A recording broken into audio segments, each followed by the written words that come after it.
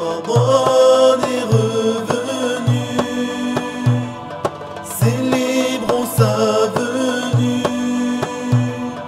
La joie est dans les cœurs, gloire à notre Seigneur.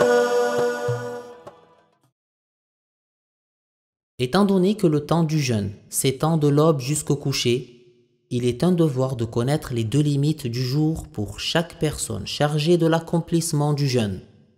En effet, ceux qui appellent à la prière de nos jours sont pour la plupart ignorants des temps des prières selon la loi. Par conséquent, on ne se base pas sur les appels à la prière enregistrés qu'ils diffusent aux environs du temps de l'aube et du coucher. L'aube est donc la lueur blanche, transversale et horizontale qui apparaît à l'horizon est. À son début, il y a une légère rougeur mélangée à sa blancheur. Ensuite, après environ une demi-heure, cette rougeur devient plus prononcée. C'est donc cette lueur blanche qui est l'aube. Il est un devoir de mettre l'intention avant l'apparition de cette lueur blanche. Le coucher, c'est la disparition de la totalité du disque solaire. Ainsi, celui qui a mangé après l'aube, croyant que l'aube ne s'est pas encore levée, son jeûne n'est pas valable. Il doit le rattrapage et doit s'abstenir des choses qui rompent le jeûne le restant de la journée. S'il avait fait son ijtihad, c'est-à-dire s'il avait fait un effort de déduction et avait mangé, puis s'il s'avère que l'aube était déjà apparue, il ne commet pas de péché.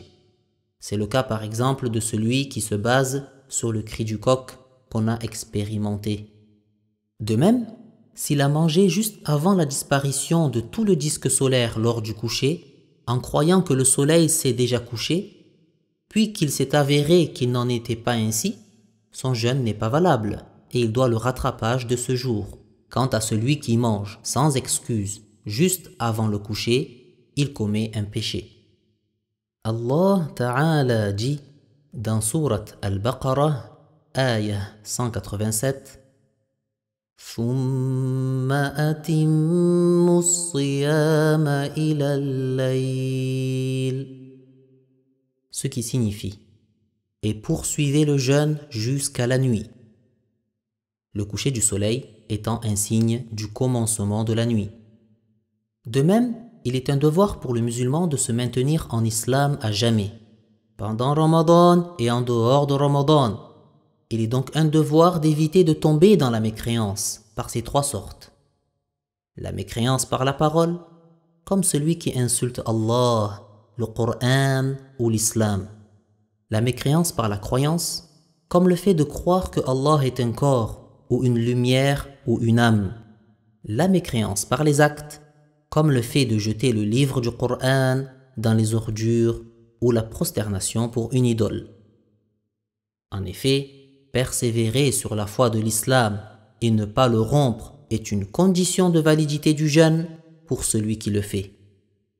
La mécréance est donc une cause d'invalidation du jeûne. Celui qui chute dans une de ces sortes de mécréance, commettant ainsi l'apostasie, alors qu'il était en train de jeûner, son jeûne est annulé et il doit revenir immédiatement à l'islam en prononçant les deux témoignages, comme en disant par exemple « Je témoigne qu'il n'est de Dieu que Allah et que Muhammad est le messager de Allah ». Il doit d'autre part s'abstenir le restant de la journée des choses qui rompent le jeûne, puis rattraper ce jour immédiatement après Ramadan, après le jour de la fête Al-Eid. Retrouvez d'autres cours sur le jeûne de Ramadan sur notre site apbif.fr.